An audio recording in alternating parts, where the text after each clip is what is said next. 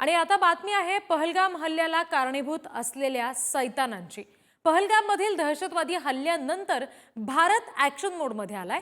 जम्मू काश्मीरमधील 14 स्थानिक दहशतवाद्यांची यादी जाहीर करण्यात आली आहे। भारतीय गुप्तचर संस्थांकडून स्थानिक दहशतवाद्यांची यादी जाहीर झाली आहे। स्थानिक दहशतवादी पाकिस्तानी दहशतवाद्यांचे मदतनीस आहेत असं देखील समोर आलंय। स्थानिक दहशतवाद्यांकडून पाकिस्तानी दहशतवाद्यांना पाठिंबा आणि रसद पुरवण्याचं काम सुरू असल्याची माहिती आहे। हे 14 सैतान कोण आहेत हे आता आपण ग्राफिक्सच्या माध्यमातून जाणून घेऊया। लष्कर-ए-तैयबाचा सोपोर कमांडर 2021 पासून दहशतवादी कारवायांमध्ये सक्रिय आहे। आदिल रहमान देंतू असं त्याचं नाव आहे। आसिफ अहमद शेख हा सुद्धा जैश-ए-मोहम्मदचा अवंतीपुरा जिल्हा कमांडर आहे। 2022 पासून दहशतवादी कारवायांमध्ये तो सक्रिय आहे।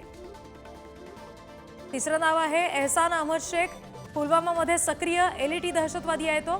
2023 पासून दहशतवादी कारवायांमध्ये त्याचा सहभाग आहे।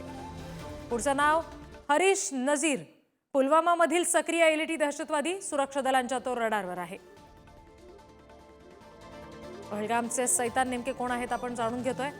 आमिर नाझीर वाणी पुलवामामधील सक्रिय एलईटी दहशतवादी आहे।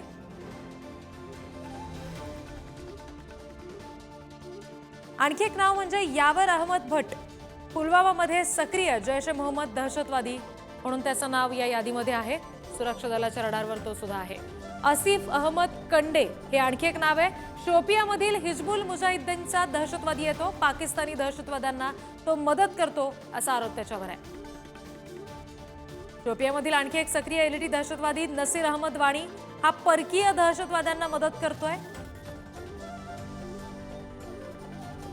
पुढचं नाव आहे शाहिद अहमद कुटे, शोपियामधील एलईटी आणि टीआरएफचा मोठा दहशतवादी जो 2023 पासून सक्रिय झालाय। शोपियामधील आणखी एक एलईटी आणि टीआरएफचा दहशतवादी आमिर अहमद डार जो विदेशी दहशतवाद्यांचा मदतनीस आहे। अदनान सफी डार शोपियामधील सक्रिय दहशतवादी, एलईटी आणि टीआरएफ सोबत तो काम करतो। पाकिस्तानी हँडलर्सची माहिती तो पोहोचवतो असं त्याच्यावर सध्या आरोप आहे। जुबेर अहमद वाणी हिजबुल्लाचा अनंतनाग ऑपरेशनल कमांडर आहे तो। 2018 पासून सक्रिय आहे आणि सुरक्षा दलांवरच्या हल्ल्यांमध्ये त्याचा सहभाग आहे। हेच ते सगळे पहलगामचे सैतान आहेत ज्यांची नावं ज्यांची माहिती सध्या आपण बघतोय। हारून रशीद गनी अनंतनागमधील हिजबुल्लाचा सक्रिय दहशतवादी आहे। पाकव्याप्त काश्मीरमध्ये त्यानं प्रशिक्षण घेतलंय। आणि 14वं नाव आहे जुबेर अहमद गनी, कुलगाममधील मोठा एलईटी दहशतवादी आहे तो। सुरक्षा दलांवर हल्ले करणं, टार्गेट किलिंग करणं यासाठी तो सक्रिय आहे।